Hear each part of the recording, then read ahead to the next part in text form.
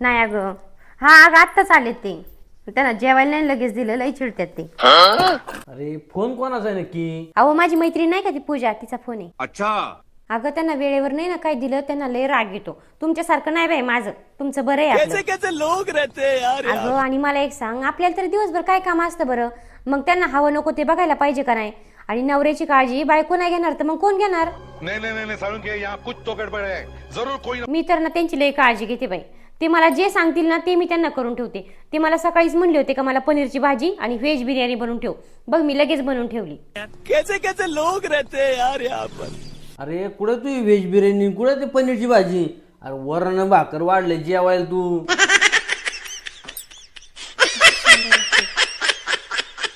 बघ तुझे दाजी पनीरची भाजी किती छान झाली म्हणून सांगतात, आणि बिर्याणी तर त्यांना लय आवडली. लेकिन एक सेकंड.